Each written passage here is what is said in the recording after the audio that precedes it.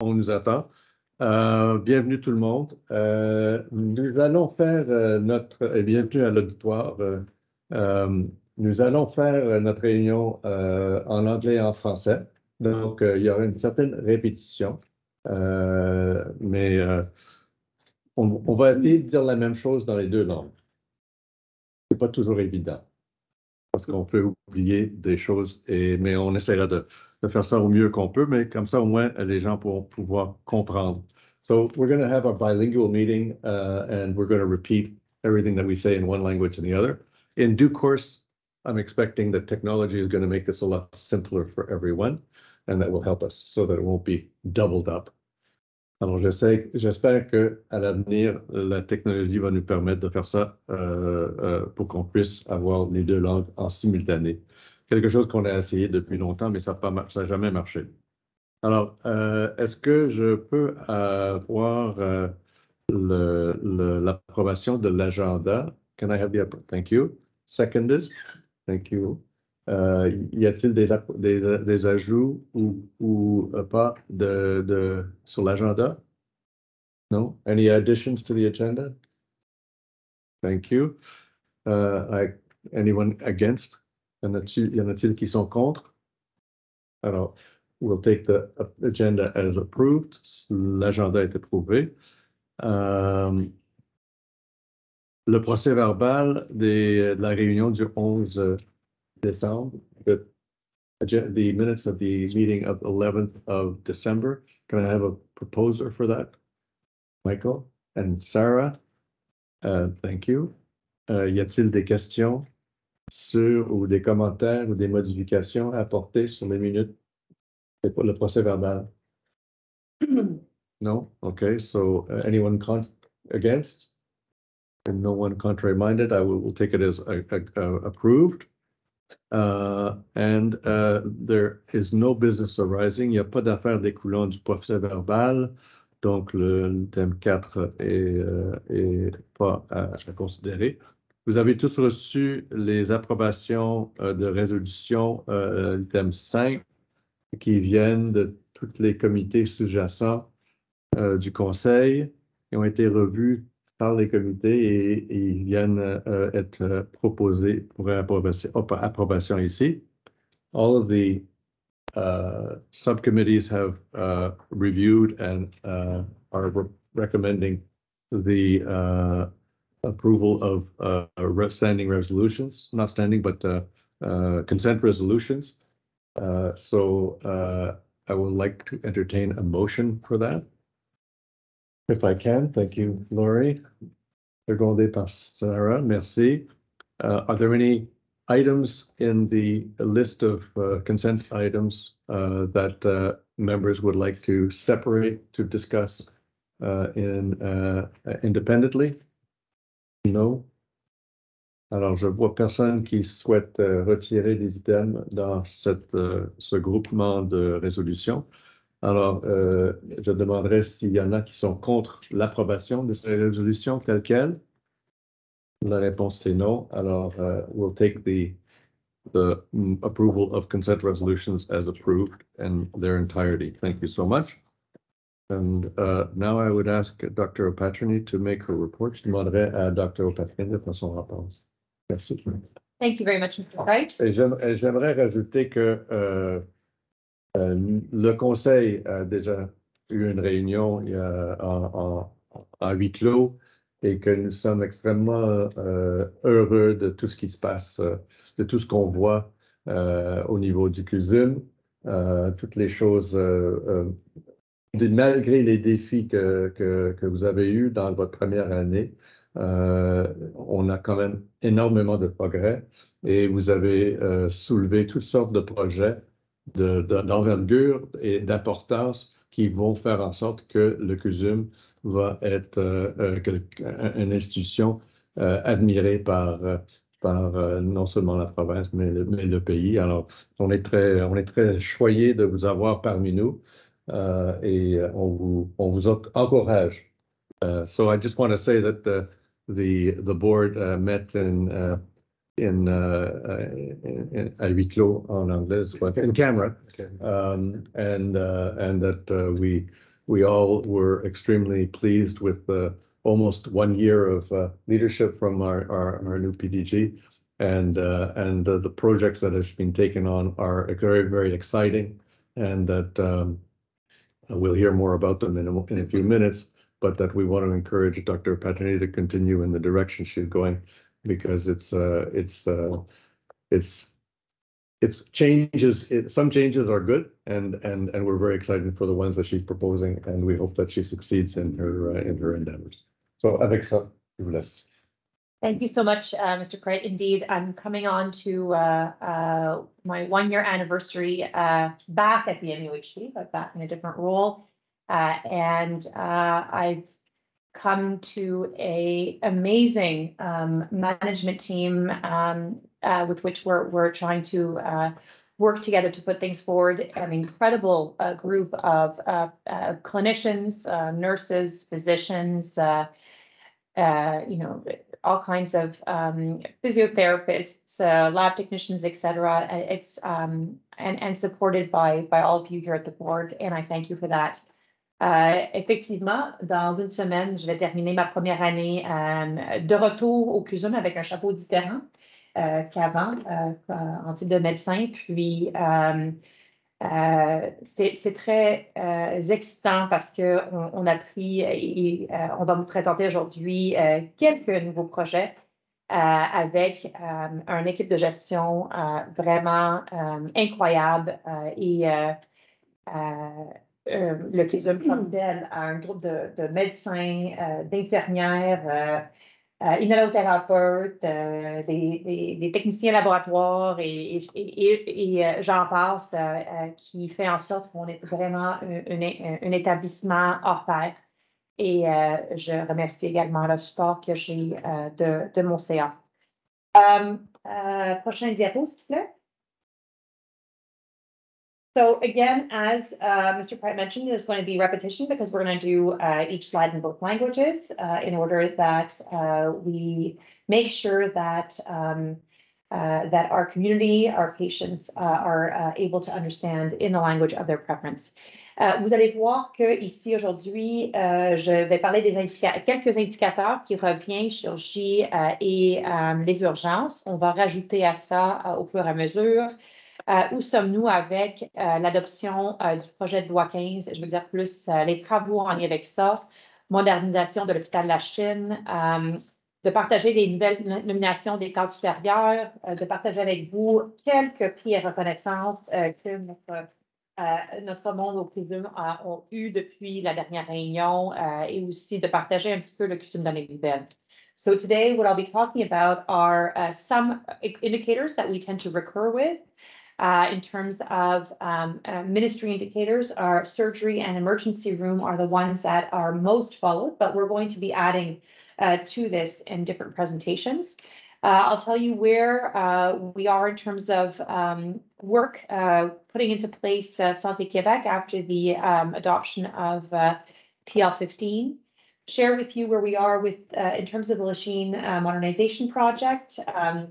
To give you, share with you who are the new senior management appointments. Some of the awards and recognitions I can never, it's very difficult to really gather them all. As you'll see, we regularly have our physicians and staff that get awards, as well as some elements of MUHC in the news. Prochaine diapo. Prochaine diapo. On va commencer avec les attentes en chirurgie. Ce que vous voyez ici en bleu, c'est quels sont le nombre de chirurgies réalisées. Vous voyez que depuis un an, le volume de chirurgie a augmenté période par période avec l'ouverture des salles d'opération et une ouverture des lits versus pendant la pandémie. Et on frôle le type de volume qu'on faisait avant la pandémie, mais c'est fragile. En jaune, vous voyez la liste d'attente de chirurgie plus qu'un an, qui, depuis le sommet au mois de janvier l'année passée, a baissé, mais vous voyez que depuis quelques périodes maintenant, ça stabilise. parce qu'en contrepartie, ce qu'on n'a pas ici, cette fois-ci, on va l'avoir la prochaine fois. La contrepartie, c'est qu'il faut faire d'autres chirurgies qui attendent moins qu'un an.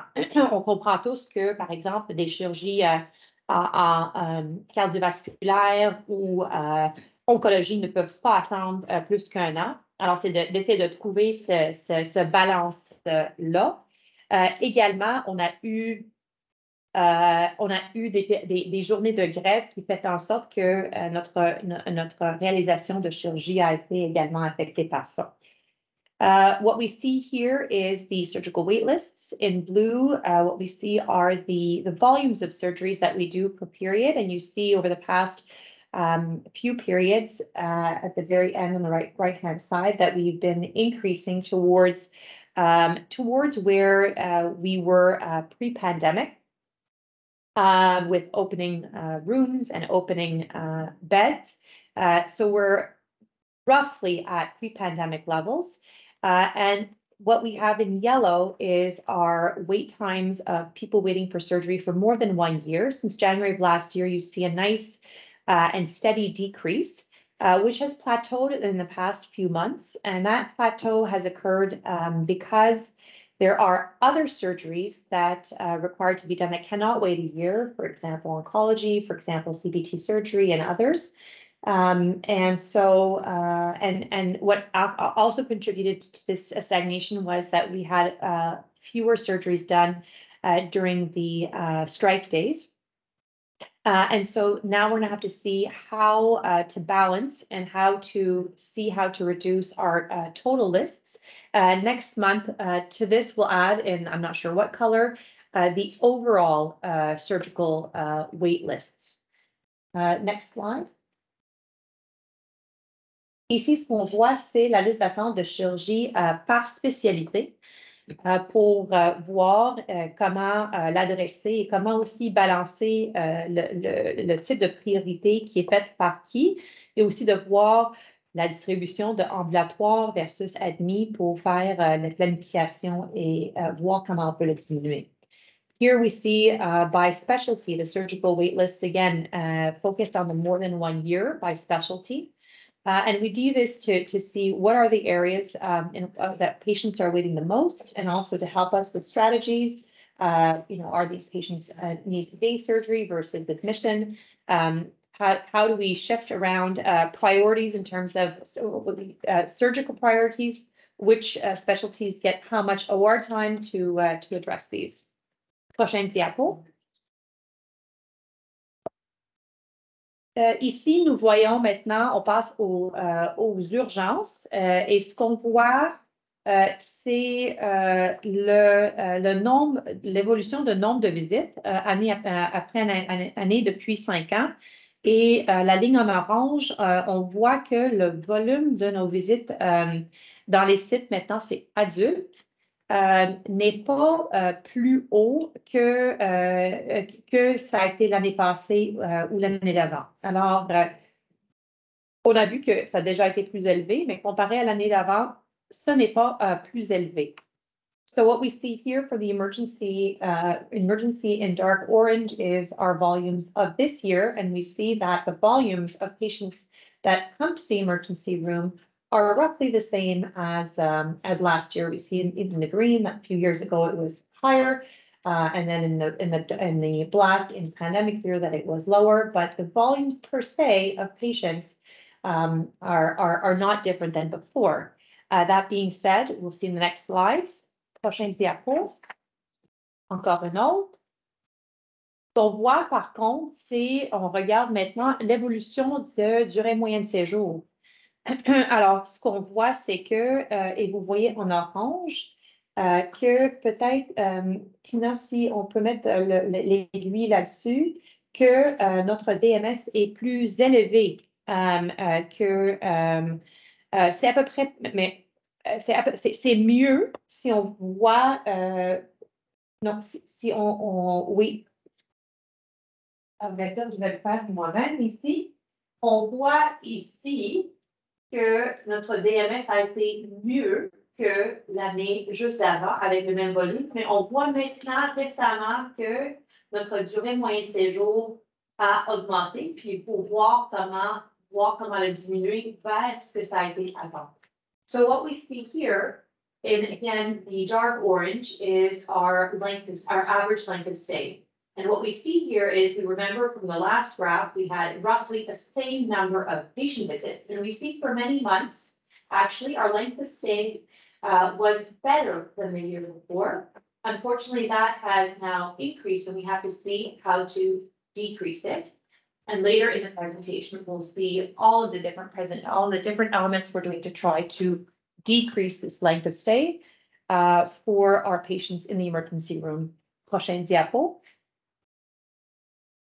Un élément, mais loin du seul, qui affecte nos durées moyennes de séjour, inclut le pourcentage de lits qui sont occupés par les patients qu'on terme NSA, qui ont terminé leur besoin d'être dans un lit hospitalier, mais qui attend toutes sortes de différents congés. Ça peut être réadaptation, ça peut être un congé, ça peut être un CHSLD ou bien autre. Et nous avons en ce moment une centaine de patients, qui est 15% de nos lits, occupés par les patients qui pourraient être à l'extérieur de l'hôpital, qui ferait en sorte qu'on aurait de la place pour les gens de l'urgence de monter. Ça, c'est quelque chose qui est travaillé au niveau provincial pour voir comment ouvrir les lits. C'est sûr que c'est un élément d'inquiétude pour nous en termes de nos DMS. Here, what we have on this graph is the percentage of the beds at the MUHC, again, adult sites, that are occupied by NSA, so patients who have finished their acute stay and who could be seen elsewhere, who could be actually discharged elsewhere, for example, rehabilitation beds or CHSLDs, but unfortunately, there is no room for them. Currently, that stands at about 15% of our beds, or at any given time, roughly 100 patients who are at the MUHC but could be elsewhere. Of course, this has a significant impact on patients being able to come, because the provincial target is 8%. The MUHC target per se was less than that. So that is part of what explains our length of stay. But in the presentation today, we'll see what we're doing within our walls, because there are a lot of projects we could do to try to improve our length of stay. Prochaine diapo. Passons maintenant au PL15, qui est le loi quoi? Est-ce qu'on sait quelle loi c'est? C'est le projet de loi 15, mais c'est pas... Maintenant, il y a un nombre de la loi. C'est pas le nom, je pense que c'est... OK. En tout cas, le projet de la loi qui est maintenant adopté. Puis, il y a eu une comité de transition qui a été nommée par le Conseil des ministres, qui a été publié il y a 2 mercredis de temps. Puis, ce comité-là s'est réuni et bientôt, ils vont partager avec le réseau leur façon de fonctionner, quels vont être les chantiers de travail à faire pour, par la suite, faire la progression vers Santé Québec. Cette semaine, il y a eu l'affichage de poste pour le PDG de Santé Québec, puis également pour les candidatures des membres du CA du Santé Québec. Et il va y avoir un transfert progressif des effectifs du ministère vers Santé Québec au courant du printemps et été de cette année. So the PL15, which now has is now a law, the number is escaping me at present. We're now in the several months of doing the transition. A transition committee was named by the Conseil des ministres. The membership was published 2 weeks ago. They have met, and they're going to shortly be sharing with us what is their plan in terms of the work in all the different sectors to move and have a vision towards Santé Québec. This week, there was postings for both the PDG of Santé Québec. Just on the vibrant here. So the PDG of Santé Québec. Was it? Okay, as well as the board members for Santé Québec. And those are people can apply in the coming weeks. And there will be a progressive transfer of staff between the ministry and Santé Québec when those two organograms are determined. Next slide. Pour continuer avec les travaux au courant du printemps-été, il va y avoir l'équipe de direction de Santé Québec qui vont par la suite aussi déposer les premiers règlements. Et finalement, au courant de l'automne, on va avoir l'intégration des établissements à Santé Québec avec un premier fin d'exercice financier de Santé Québec au printemps 2025. So over the course of the spring and summer, we'll know who the PDG and the members of the board are of Santé Québec with their first regulations that will be tabled. And over the course of the fall, all of the establishments will be merging into Santé Québec, as well as all employees will have a single employer, which will be Santé Québec, with Santé Québec's first fiscal year end in the spring of next year. Next slide, please. So, alors, en lien avec ça, avec chaque réunion du CA, je vais vous partager ce que on sait jusqu'à jour. So I'll be sharing regularly at meetings what it is that we are aware of in terms of the orientations and the work to be done as we head towards Santé Québec. Alors maintenant, on va parler de modernisation de l'hôpital La Chine, un beau projet qui est en cours de réalisation avec un budget de plus que 200 millions. Alors, c'est en cours de réalisation. Je ne sais pas pour ceux qui passent, c'est beau à voir la construction et ça donne beaucoup aussi d'espoir et d'énergie localement. Pour le moment, la livraison du nouveau bâtiment début 2026 tel que prévu. Alors, ça progresse bien. Puis, on va regarder, c'est sûr que avec ça, il va falloir prévoir une demande de rehaussement budgétaire qui on va aller voir et travailler. So we have here you see in the picture the modernization project of Lachine. Really nice to see when you every time I go to Lachine that you see it. A budget of over $200 million, and it's currently under construction with the delivery in early 2026, which is as planned. And then, of course, there'll be an integration of clinical elements. We'll have to already foresee how we're going to address a needed budget increase with respect to this project in the fall of this year. Next slide, please. Ici, voici quelles sont nos nouvelles nominations de cadre supérieur depuis la dernière fois que je vous ai adressé la parole. On a un chef de département d'imagerie médicale, Dr. Jean-Pierre Pellage. Madame Caroline Dubé a pris par intérim le poste de DGA après le départ à la retraite de Patricia. Il y a à sa place maintenant Madame Marie-Ève Rivard qui a pris le poste intérimaire de directrice des ressources humaines. Et finalement, M. Luc Hébert, directeur adjoint partenariat affaires de la gestion stratégique des talents.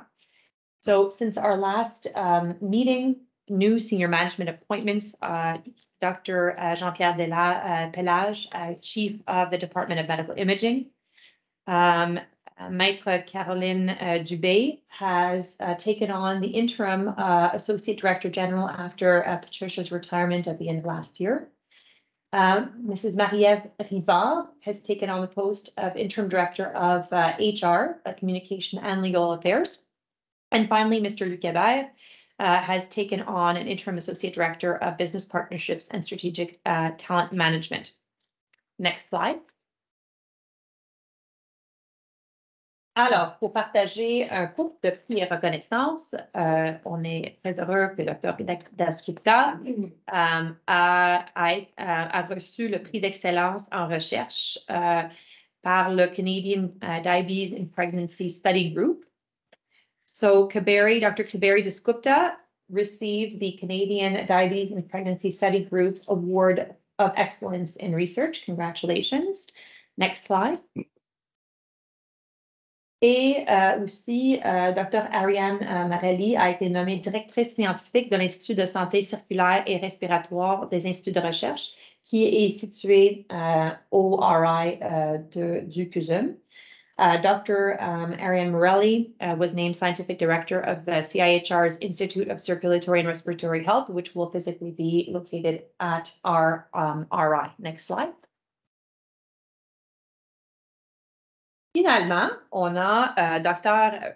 Raquel Del Carpio O'Donovan qui a été nommée à l'Ordre du Canada, reconnue pour son leadership en tant que neuroradiologue réputé et pour son rôle de mentor auprès d'une génération de radiologues à travers le monde.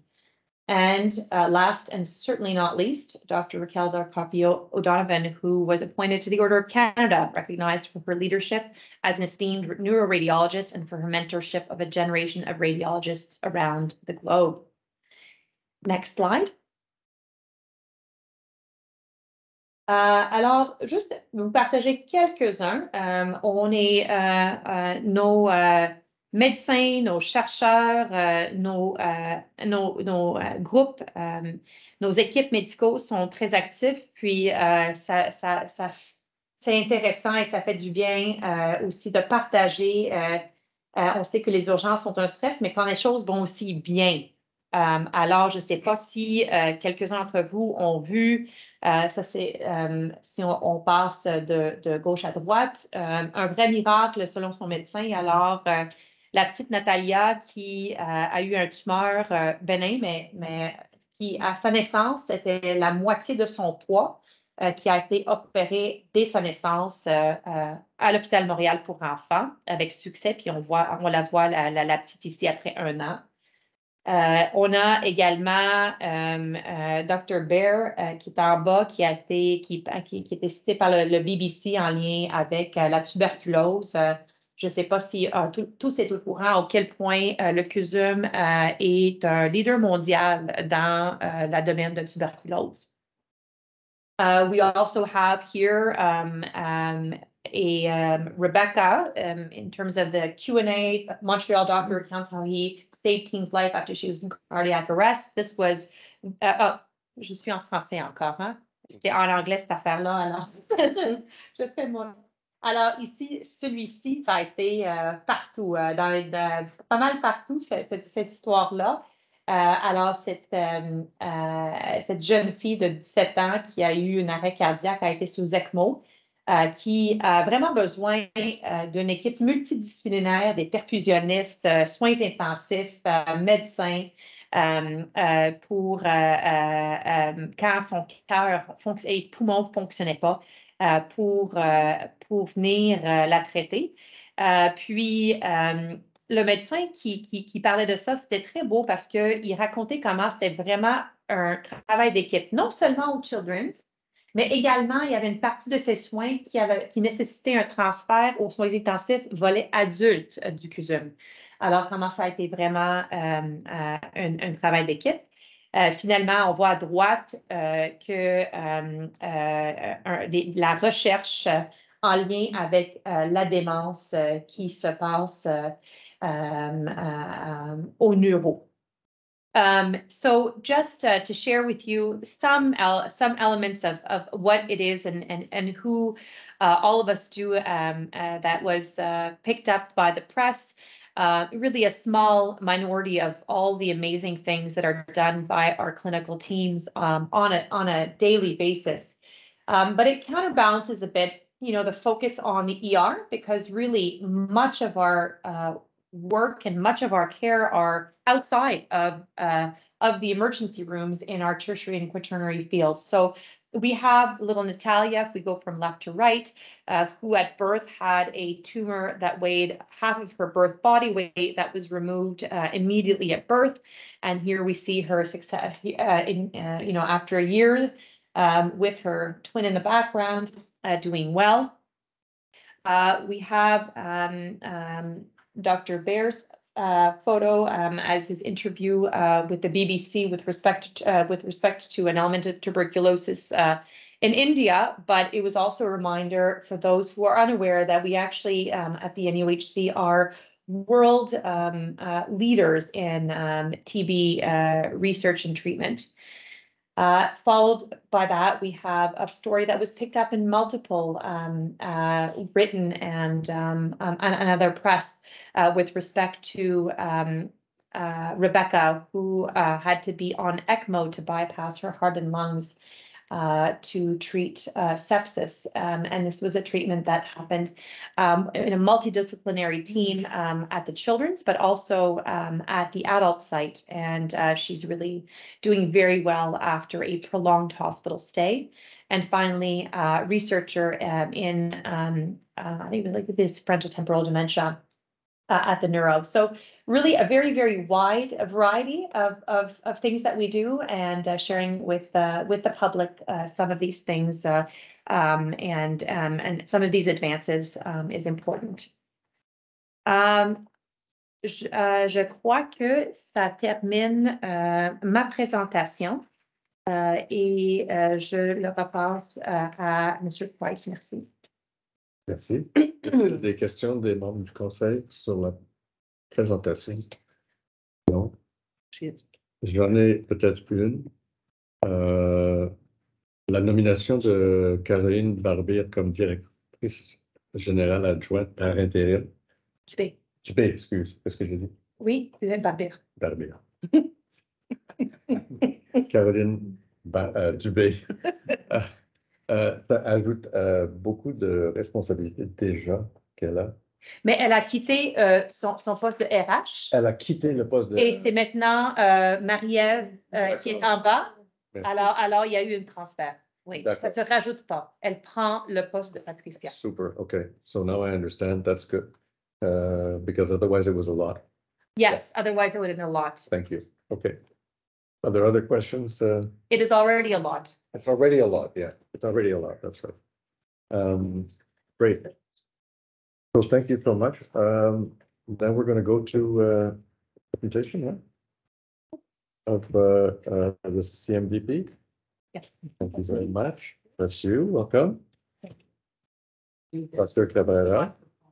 Actually, here, this one would be better. Yes. No. Okay. Well, it's better. It would be better for people online. So it's okay. Est-ce que vous êtes en mesure de faire ça et en anglais et en français? Et en anglais et en français. D'accord. J'ai probablement d'autres langues aussi, mais on va se limiter aujourd'hui à 2 langues. So we'll just limit ourselves to 2 languages today, English and French. Yes, I know I you was, could do better. trying Spanish, but Spanish. they didn't let me do. Okay. Bien, vámonos. Vámonos. So that's yours. Thank you very much. Thank you,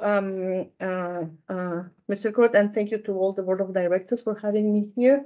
Bonjour tout le monde. Merci beaucoup, Monsieur Court, et tous les membres du board des directeurs pour me recevoir aujourd'hui pour vous donner le rapport annuel du CMDP.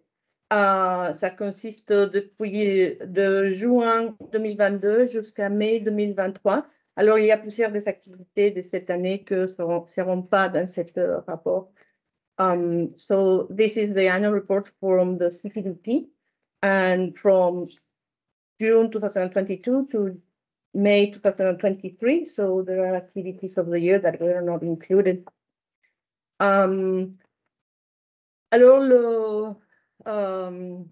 le comité exécutif central a un mandat qui s'était prolongé jusqu'à décembre 2022 un tout petit peu à cause de la pandémie.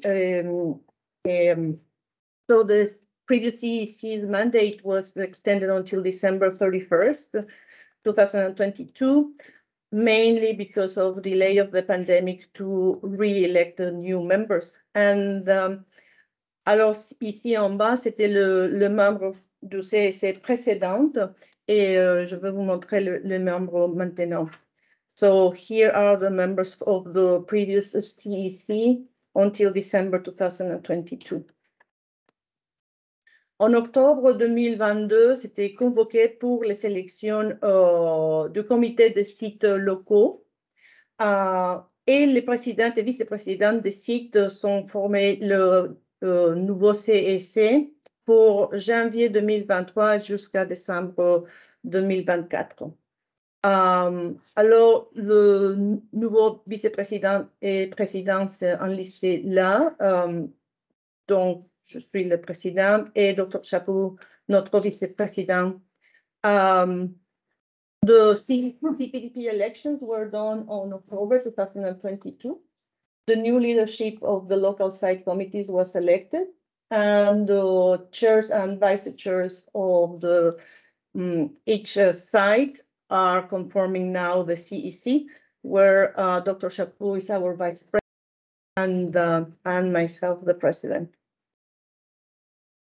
So here are the members of the site committees, neurology, MGH, MCH, RVH, and Lachine. The first name is the president and the second name is the vice president. Alors voici le comité des sites locaux de neurologie de l'hôpital général, de l'hôpital Children's, l'hôpital pour enfants, le Royal Victoria et la Chine. Et le premier nom, c'est le président et le deuxième nom, c'est le vice-président de ces comités.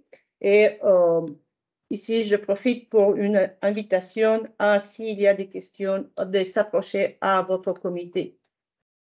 The meetings between this period of time were 15 with good attendance.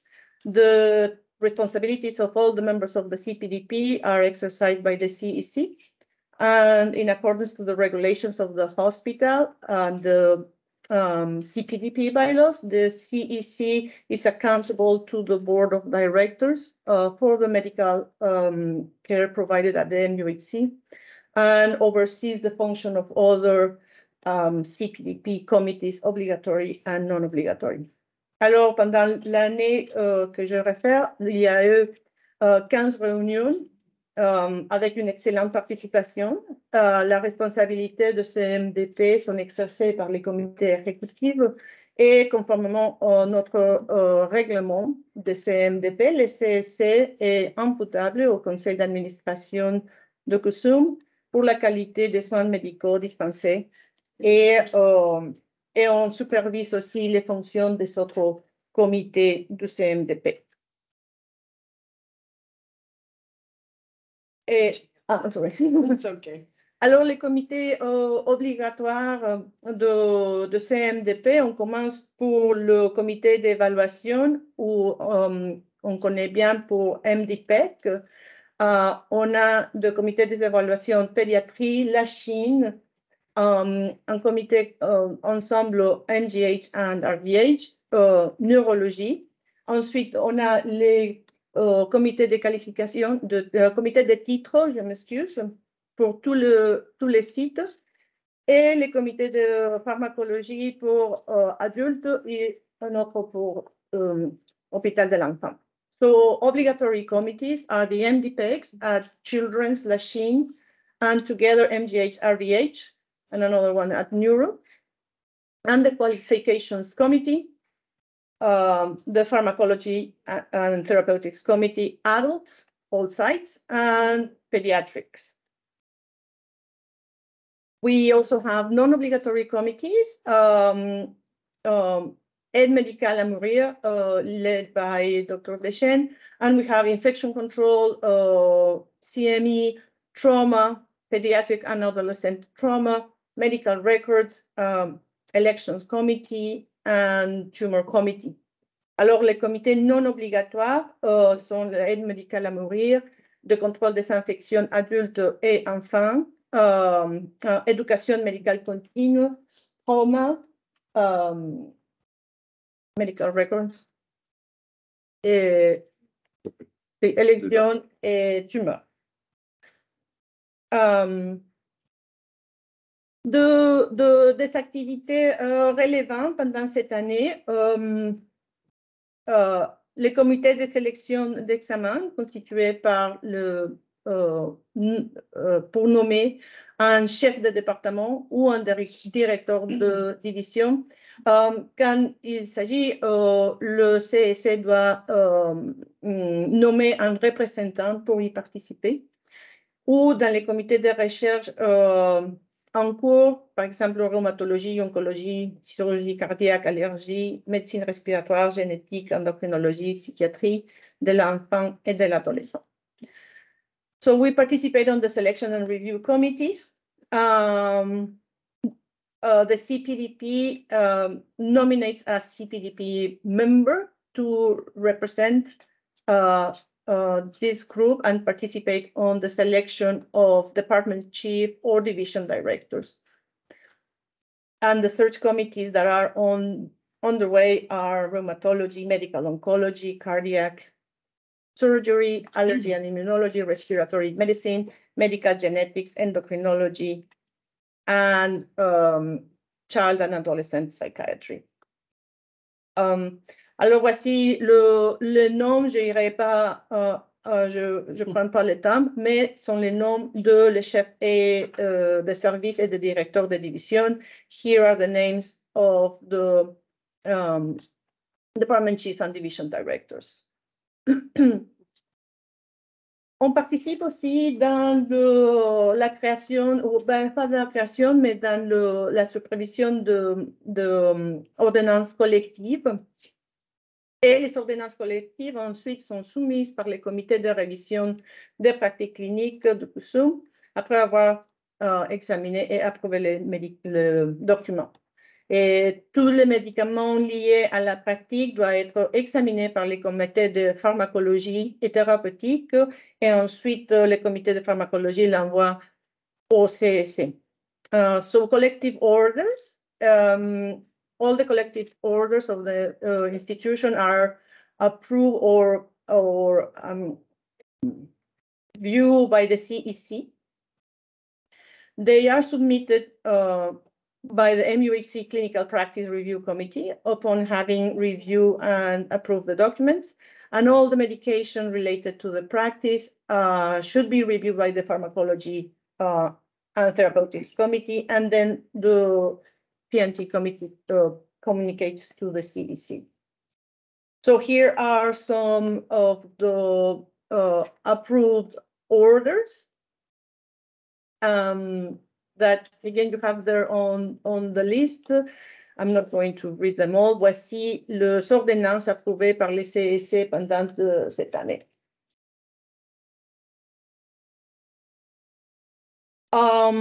Les CEC, il est concerné aussi à la révision de règlement des départements.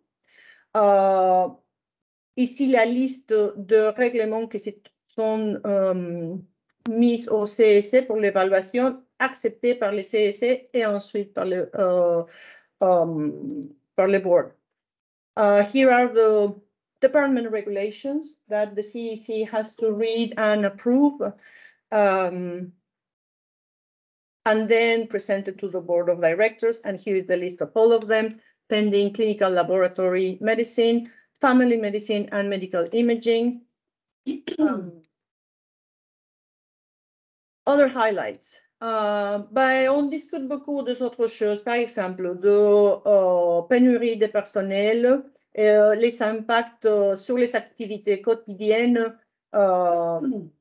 l'annulation des blocs opératoires, la liste d'attente, les fermetures de lits, et dans certaines façons, il va affecter bien sûr la pratique médicale. Dr. Opani a déjà mentionné le patient NSA qui font une partie importante des lits occupés à l'hôpital et que ne permettent pas de bouger les patients qui viennent des urgences de chirurgie. Et bon, ça, c'est un problème. Les défis affrontés en neuro, encore à cause de la pénurie de personnel et qui a un impact négatif sur plusieurs programmes, surtout le programme d'AVC, qu'on sait que McGill était toujours un world leader dans tout le monde. Visite d'agrément du Collège Royal, il y avait une visite avec les programmes de médecine interne et nous avons reçu l'accréditation pour presque tous les services avec une petite note sur la couverture de nuit de soins intensifs. So we discussed a lot of the shortage of personnel, human resources at every level, and the impact that it has over the daily activities. For example, OR cancellations, waiting lists, ER, bed closures.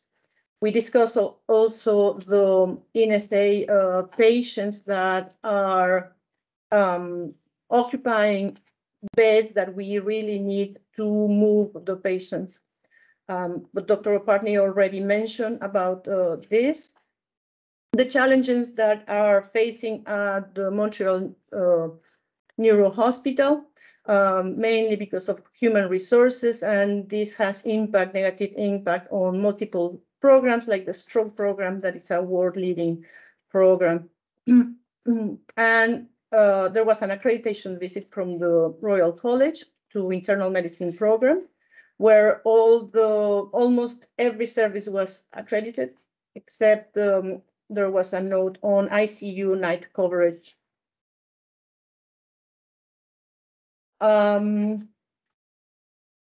Je mentionnais déjà qu'il y a eu une élection en octobre 2022 pour le nouveau membre de CMDP.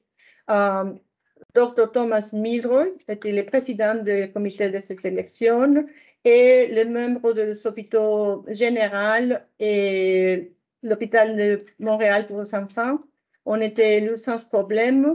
L'hôpital Royal Victoria, Neuro et la Chine, il y a eu besoin de prolonger un tout petit peu les périodes de domination du 6 octobre jusqu'à 26 octobre pour remplir la place.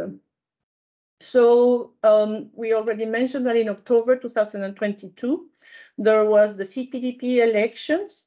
Dr. Thomas Milroy, he was the chair of the election committee, and he presented the results to the members of the CEC, where the MGH and MCH members were elected without any problem, and the RVH, Lachine, and Neurology site committees needed a special dispensation of term to recruit all the places. Des autres points saillants, le CMDP a nommé Dr. Stephen Grover, représentant de CMDP dans le comité administratif, alors j'imagine que vous le connaissez bien. Dr. Feller a présenté la planification stratégique de CUSUM et ici, Dr. Kurt, que c'est le président précédent du CEC, a écrit une lettre pour déclarer entièrement d'accord avec la mission de CUSUM. So, in October 2022, the CPDP representative to the board of directors was elected, and it's Dr. Stephen Grover, that you know very well. And also in September, Dr. Feller presented the strategic plan that's called Work as One, Travaillons à l'unisson, that with a formal letter, Dr. Kurt, who was the previous president of the CEC, stated a full agreement with the mission, vision, and values of the strategic plan. Il y avait l'Assemblée générale annuelle en décembre 14 2022 avec une présence de 175 membres.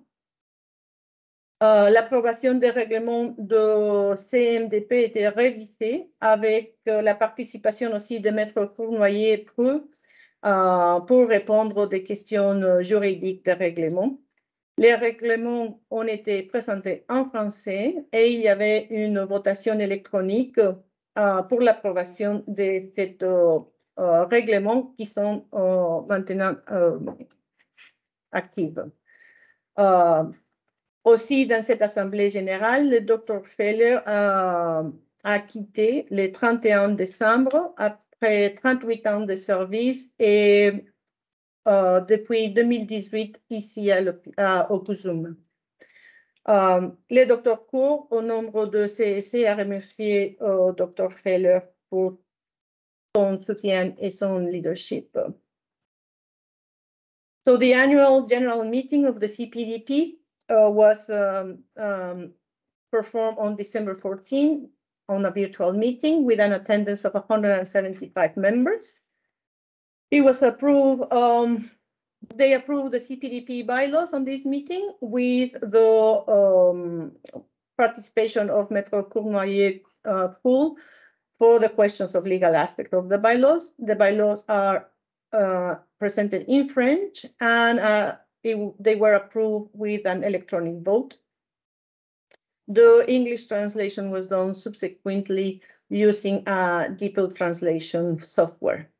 On the same assembly, Dr. Feller stepped down in December 31st, 2022, after 38 years of work. And I think we don't need to talk about Dr. Feller anymore. Perfect. Je pense que tout le monde sait qu'il a déjà quitté, ça fait un an. Oui, ben, et toutes les réponses c'est de 2022. Alors, il y a beaucoup de choses que je... Toutes les choses de processus, je pense qu'ils sont, c'est acquis. Donc, je pense que faire mention des choses importantes qui sortent des réunions, surtout. Parfait. So I would talk really mostly about if you would, about those things that are important that came from those meetings. So we assume that the meetings occurred and had due process, appropriate due process. So. Okay, so I'm going a little bit faster. Yeah, that would be great. Thank you. Yes. Projet de loi 96 que c'est approuvé le 24 mai 2023 et qu'il y a un impact important dans notre communauté. Sont discutés plusieurs fois au CESC. Pour l'instant, les réunions de CESC continuent en français et en anglais et les membres pourront s'exprimer dans la langue de choix. Et les communications vers les patients se fera principalement en français. So we discussed a lot the Bill 96 that it was accepted on May 2023 because it has an impact on our institution. The CEC meetings are still English and French, and the communication with the patient preferably on French. In January 2023, we had the Accreditation Canada, and which passed okay. And we had also the visit from the Collège de Médecins du Québec on May to evaluate the Department of Anesthesia and the CPDP. The recommendations were done, and we have our next meeting in January 25th, 2024, so next week. Il y avait la visite de l'Agrément Canada en janvier 2023, avec une liste spécifique de pratiques. Et la visite du Collège de médecins en mai aussi 23 pour le département de anesthésie sur la qualité de l'acte et l'évaluation aussi de CMDP. Les recommandations sont faites et on a un suivi avec les collèges la semaine prochaine. la rénovation de privilèges s'était prolongée jusqu'à juin 2023. À la fin de cet renouvellement, 1579 membres ont été renouvelés, approuvés par le conseil d'administration. Et on utilise toujours la plateforme CIMA depuis 5 ans, que aide énormément à les renouvellements de privilèges et les cotisations annuelles. So the renewal of MUHC privileges were extended just until June 2023. And after this renewal of privileges, 1,579 members were renewed, and we use always the CIMAS platform. L'hôpital de la Chine était déjà mentionné par Dr. Chaput, I'm sorry, Dr. O'Partney. Et en février 2023, il y avait des modifications apportées à la Chine pour les services d'urgence. En mars 2023, un immense soutien s'est manifesté pour l'hôpital de la Chine à demeure comme un hôpital communautaire pleinement fonctionnel au sein du CUSUM. Ensuite, en avril 2023, le ministre a approuvé le maintien de l'Institut de l'hôpital de la Chine.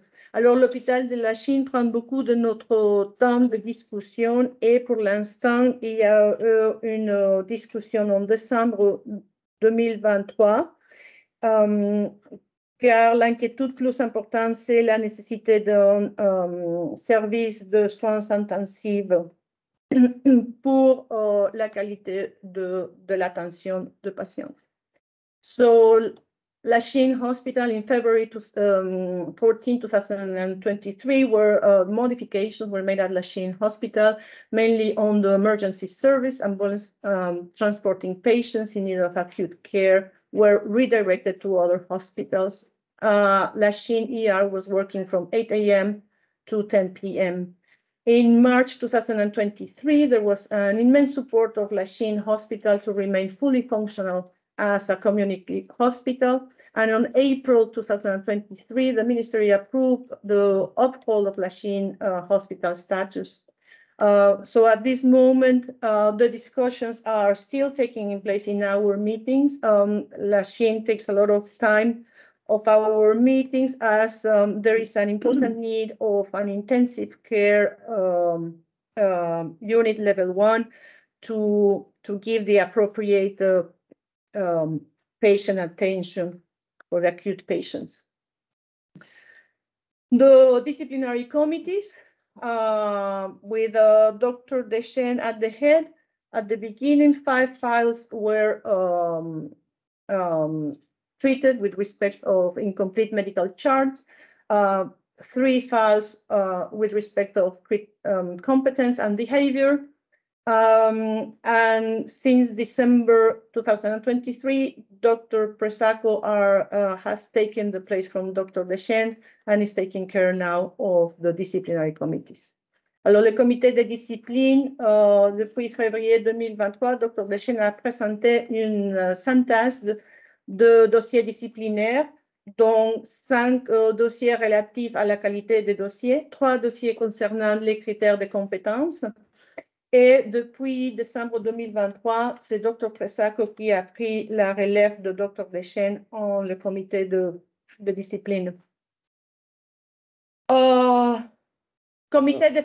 oui. Ça, on est au courant du PL15. On est au courant de... Oui. À moins que vous avez quelque chose à dire sur la législation. Non, seulement qu'on discute au CEC, on fait attention de quel sera l'impact de la, But you don't have de la loi on that yet. 15. Hein? You haven't concluded yet. Well, there is not concluded anyway. Right. Okay. No. Yes. So we all know it exists. Exactly. Super.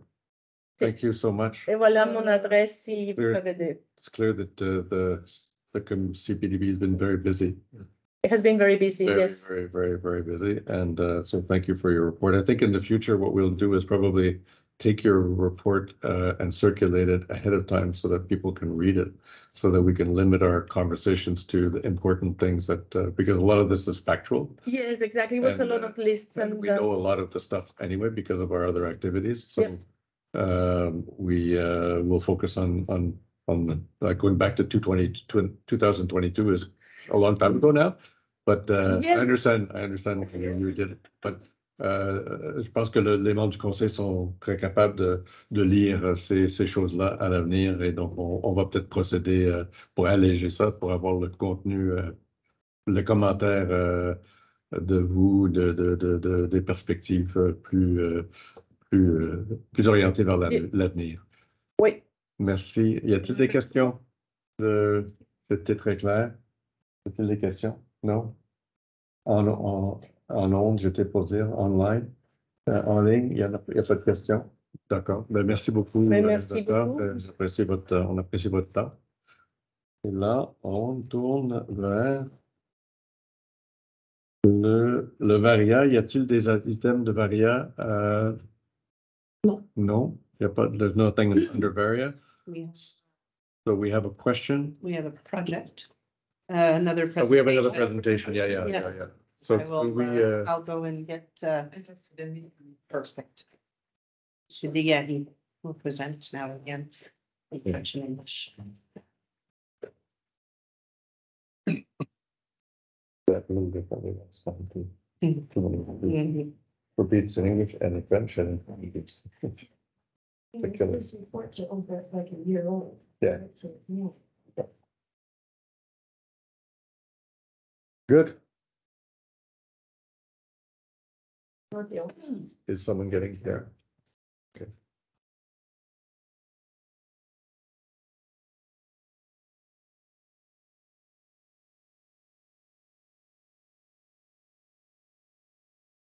You again.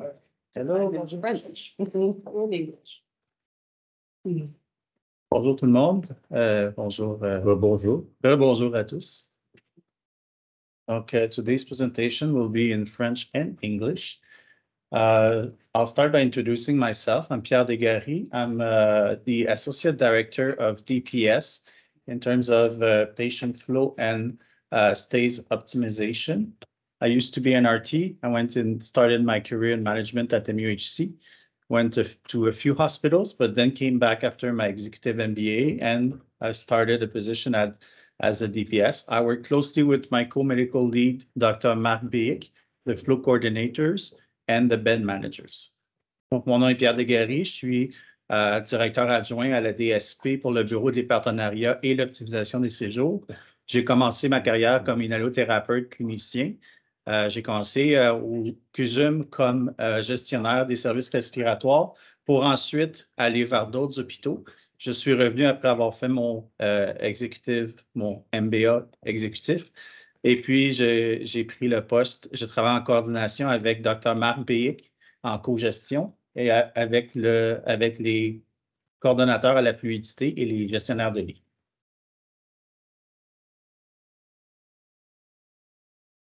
Next slide, please.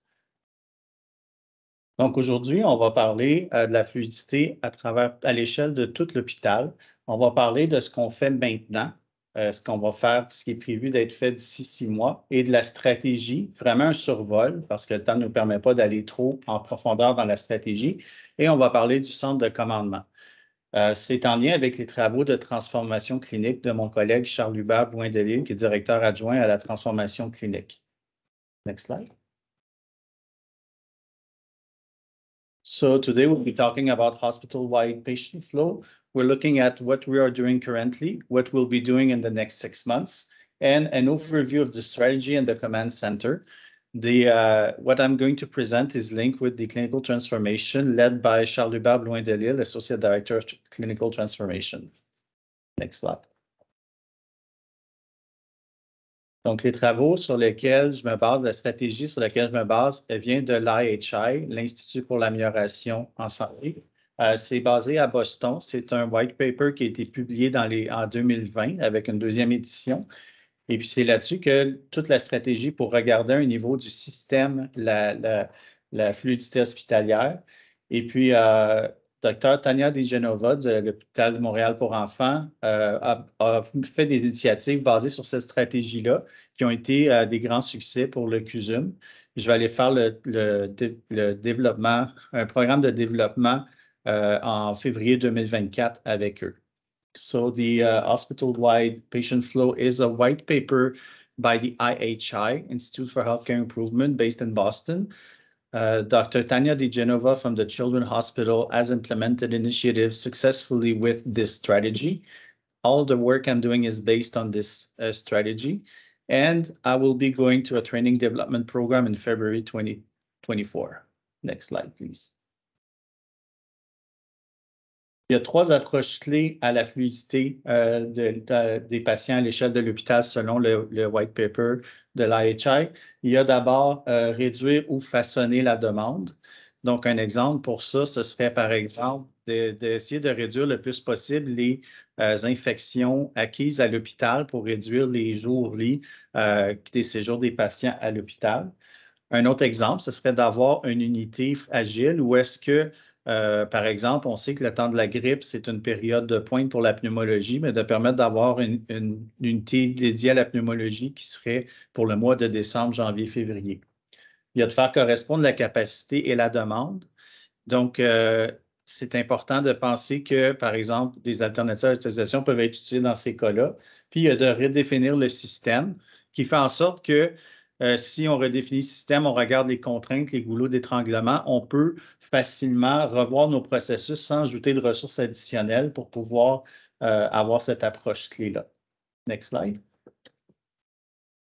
So to achieve hospital-wide patient flow, there are 3 key approaches that can be done according to the IHI white paper to reduce or shape demand, which is to offer alternatives to hospitalization and to have lower, let's say, acquired infections that would help to reduce bed patients per unit.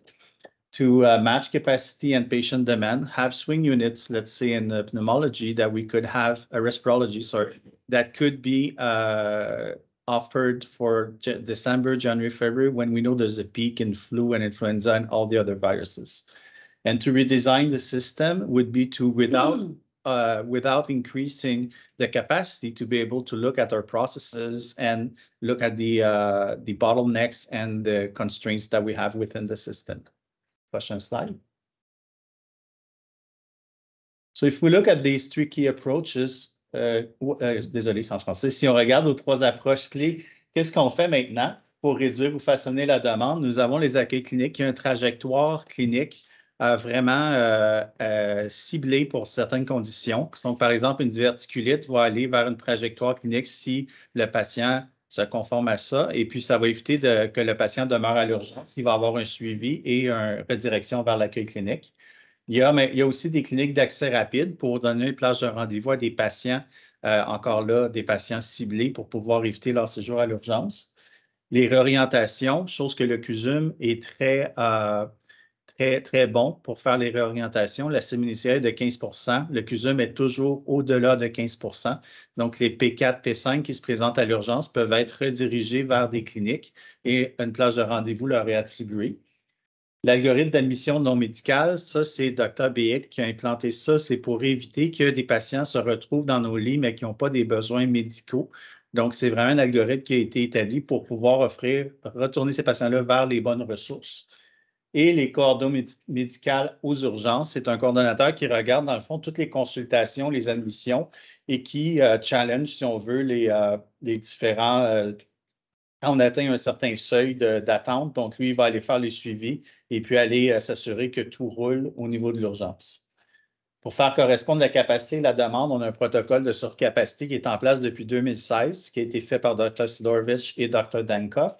On le revoit en ce moment. Ce protocole-là permet d'augmenter la capacité sur les unités pour pouvoir transférer des patients qui sont en attente depuis longtemps à l'urgence. Si on veut, c'est un protocole qui veut partager le risque à travers les unités et l'urgence. Nous avons une vingtaine de patients habituellement sur capacité au CUSUM à tous les jours. Il y a des hôpitaux de jour à l'Hôpital général de Montréal et au Glenn adulte. L'hôpital de jour à l'Hôpital général de Montréal a vu le jour ce lundi.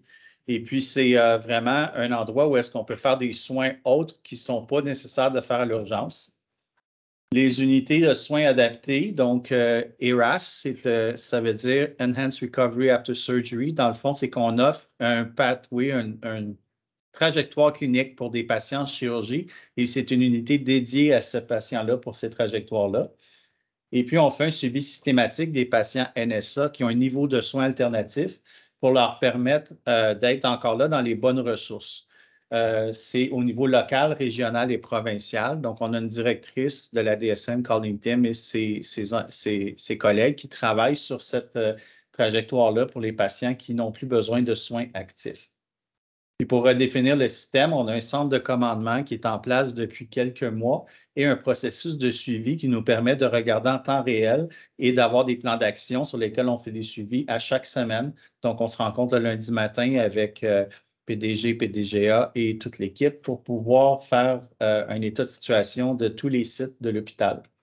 On fait une revue systématique des durées moyennes de séjour de 10 jours et plus. Donc, tous les patients qui sont dans nos lits depuis plus que 10 jours, on fait le tour des unités, on fait un plan pour voir s'il y a des bloquants, puis on essaie de dénouer ces bloquants-là avec les assistants-chefs et les chefs d'unité.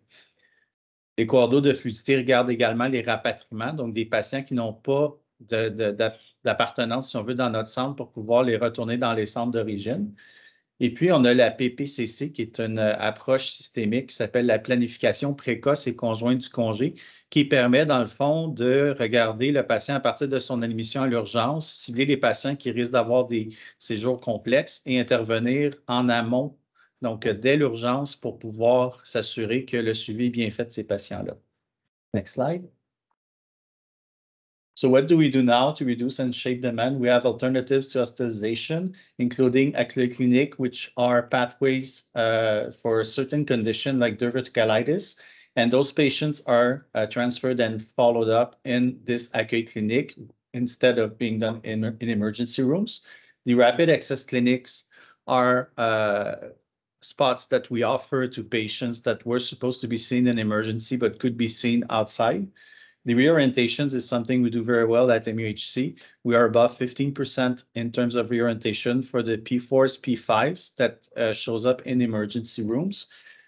And the non-medical admissions algorithm is something built by Dr. Beek. So it's to avoid patients that do not need medical attention to be in our beds. And we have an emergency department medical coordinator who looks at all the consultations and all the admissions requested. And if there are delays, he intervenes with the appropriate actors. To match capacity and demand, we have a surge and overcapacity protocol in place since 2016 by Dr. Sidorovich and Dr. Dankov. We are revisiting it right now. So basically, it's to share the risk between the emergency boarded patients admitted and the wards to be able to go over capacity to transfer those patients so they are not stuck in emergency for too long. Day hospital at the Montreal General and the Glen Adult. The Montreal General was just launched this Monday, and it is somewhere that we can follow up patient differently than within the emergency room. We have targeted care areas. We have pathways for enhanced recovery after surgery. So those patients are followed also in those units that have tailored care for them. Systematic follow-ups for alternate level of care, or we call NSA in the network at the local, regional, and provincial levels. So Colleen Timms, the Director of Multidisciplinary Services, follows these patients on a weekly, if not daily basis to be sure that they are in the appropriate area for their level of care. We redesigned the system by using a command center. So weekly meetings on every Monday morning, the directors, CEO and assistant CEO, we look at the command center and we have a process to follow up on action plan that comes every week. So we prioritize where are the issues, where are the bottlenecks, and we work on them on a daily basis, but we meet once a week, then twice a week if needed to be able to follow up on those actions. We have a systematic review of all the length of stay of 10 days plus. So patients that are in our beds for more than 10 days are followed up systematically by 2 flow coordinators with the assistant nurse managers and the nurse managers to look at the blockage and the bottlenecks that we could find. Also repatriate patients outside of the hospitals when they are in another territory. And we have PPCC, which is to planification précoce et conjointe du congé. So to work from the emergency room ahead of time to be able to identify patients that will have complex stays and to be able to intervene from this point. Next slide. What do we have coming? Est-ce qu'on a qui s'en vient d'ici 6 mois? Donc, on a les alternatives à l'hospitalisation. On veut faire une hospitalisation à domicile. Donc, on veut monitorer des patients qui vont rester à la maison, mais qu'on va suivre à partir de l'hôpital. C'est un projet qui est en développement. On a un centre de contact post-hospitalisation dont la littérature nous montre que si on suit les patients, si on fait un suivi serré après l'hospitalisation de certaines clientèles, bien, les patients, le taux de réadmission et le taux de revisite à l'urgence est vraiment plus bas. Je pense qu'on est, après, on est correct avec ce slide-là. Là. Oui. On n'a pas besoin d'aller plus loin. Parfait. Pour la journée. Parfait. Avant qu'il y ait quelque chose à compléter là-dessus. Oui, ben, je peux fermer rapidement, là, juste terminer la slide. Donc, la surcapacité avec Dr. Storovich et Dr. Dankov qui a été mis en place, on revoit le protocole. Beaucoup d'idées pour augmenter la médecine interne parce que c'est là qu'il y a un gros besoin. On travaille pour augmenter les effectifs infirmiers, rouvrir les lits. On veut avoir une date cible pour les congés et des gestionnaires de cas pour chaque patient. So, thank you very much, Pierre. As you can all see, this is a very exciting program, and it creates great expectations of results. And we hope that the results will be coming quickly, but we know it takes time to get to where we are today, and it'll take more time to get to the real results that we're looking for. But we certainly wish you Godspeed to get there. Thank you. On vous félicite pour ce que vous faites et nous attendons avec impatience les résultats, mais nous sachions que la patience est importante pour bien faire les choses et donc nous allons être patients. Mais nous avons hâte de voir comment ça continue. Et y a-t-il des commentaires ou des questions du conseil sur la belle présentation? Non. Capable d'arrêter le partage de présentation. So thank you very much, Merci Pierre, beaucoup. once again. It's very exciting what you're doing. Thank you. Keep up the good work. Voilà. Sur Varia, je pense qu'il n'y a pas d'item, mais il y a, je pense, une question. Et qui va s'occuper de la question? Alors, voilà. So the question we have here is from Sarah Cohen from the MGH Advocacy Group. Hello, there was some confusion about whether Quebec hospitals with bilingual status would retain their status after Bill 15 was passed. Do these hospitals, including MUHC, still have bilingual status? So under the Charter of the French language, health and social, so now the answer, in terms of under the Charter of the French language, health and social services institutions are recognized when they provide services to people who speak a language other than French. The date of recognition of the MUHC by the Office de langue française dates back to August 1979. And this designation of the MUHC to offer services in English remains.